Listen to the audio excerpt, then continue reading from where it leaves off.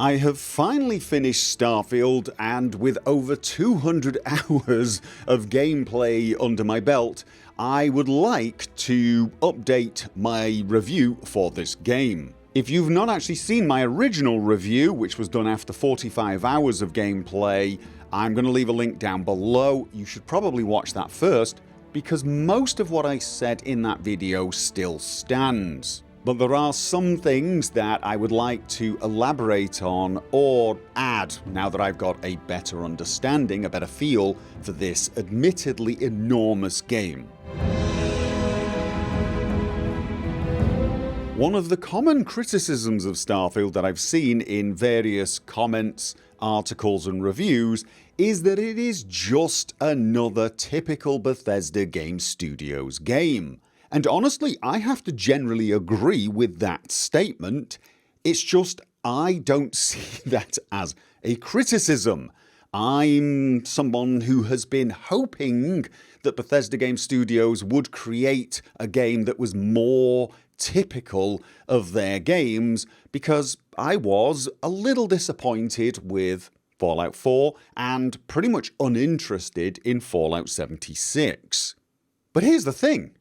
There are people right now typing in the comments that this is not a stereotypical Bethesda Game Studios game. How can you say that? This game is nothing like Skyrim. And you know what? I agree with those people too. Now I know what you're thinking. I know some of you are probably getting really mad now. Oh my god! Pick a side. You're not allowed to sit on the fence on this one. You have to pick a side and then throw poo at the other side. No, I don't, actually, but I do have to explain why I agree with both sides. So first of all, I'm going to talk about why I think it is a stereotypical Bethesda Game Studios game, and then in the second half, I'm going to talk about why it isn't. But whether or not you think it's good or bad that it's a typical Bethesda Game Studios game, it really is. If you've played any BGS game in the past few decades, you are going to recognize a lot of things when playing Starfield. I mean, the game is better looking than any game they've made before, but it's still recognizably a Bethesda game. You know, the lighting is a lot better, the textures are better, but there are occasional things that you just, for example, faces. Bethesda have still not quite mastered faces.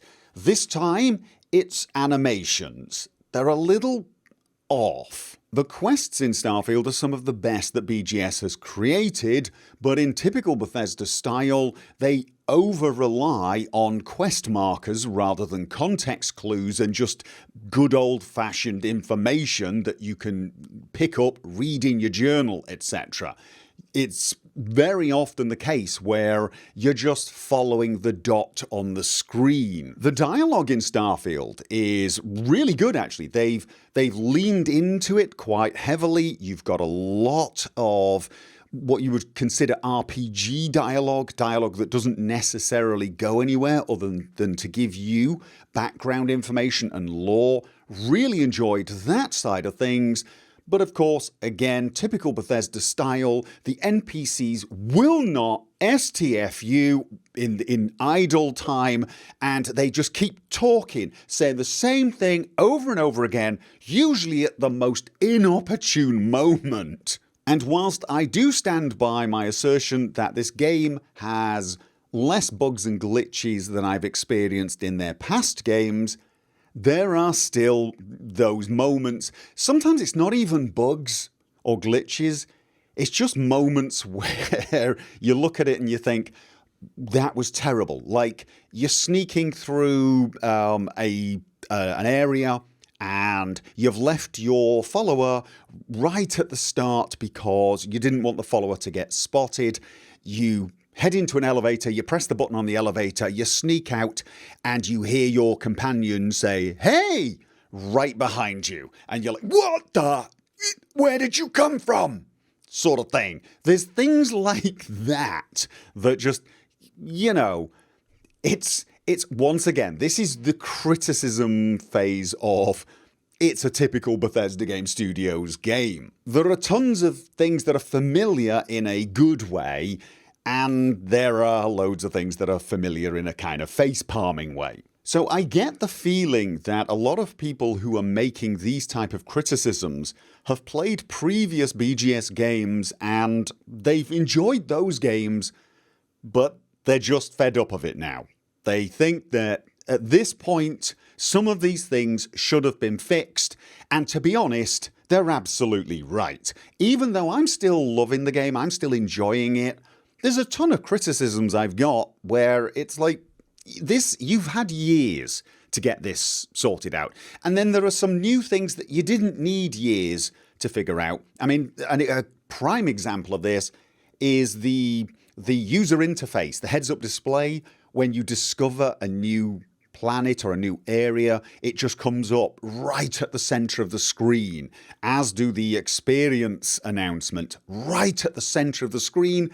You did not need years of being told that that would be a bad idea. I mean, it's the first time I've seen it. You should have just known that was a bad idea. I knew it was a bad idea when I saw the trailer, the gameplay footage on one of those showcases. It was one of the first things I said. It was like, you cannot do that. That has got to be changed before you release the game. Of course, it wasn't. It's little things like that where you just look at it and think, how did nobody, when playtesting this, say, oh, come on, could you please do something about this? It's this whole trope that I kind of hate, the one where people say, oh, Bethesda just expect mod makers to fix their games. I kind of understand why people say that, but I don't think it's that. I mean, in the example I just gave, they didn't need to put those elements right at the center of the screen so that they needed, quote, fixing, unquote. They chose to put it there like they thought that was a good idea. And that's the sort of thing that, you know, I think people sort of say, well, typical Bethesda Game Studios, yeah? It's definitely meant as a criticism, and I can't even argue with people on that, even though, having said all of that, I'm still enjoying Starfield. But then, you should probably know, I'm still enjoying Fallout 3 and Skyrim. I'm sort of fairly okay with a lot of these things. Well, okay's the wrong word.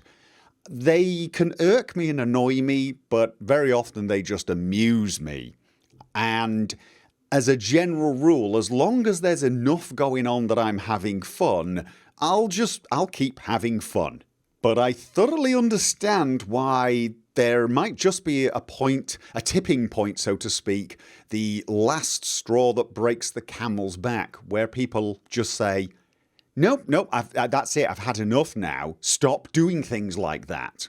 However, I want to end this section of the video on a positive note, because of course I did describe this game as a return to form for Bethesda.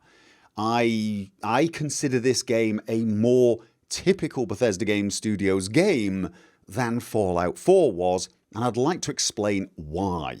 And you might think it's the voiced protagonist being gone, or the fact that the annoying dialogue wheel with its various options of yes has gone, and they've now replaced it with a silent protagonist and a drop-down list of dialogue options.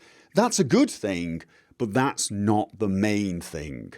For me, the thing that was a massive relief to me was the main quest.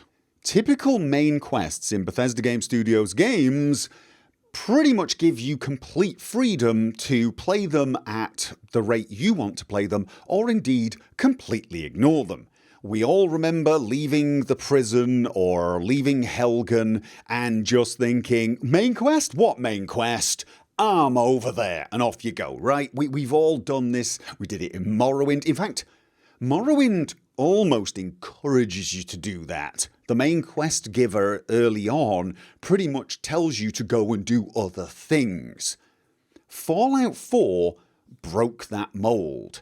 In a series I called The Elder Scrolls Formula, I discussed why Fallout 4 felt like it was a Bethesda Game Studios game, that was trying its best to not be a Bethesda Game Studios game.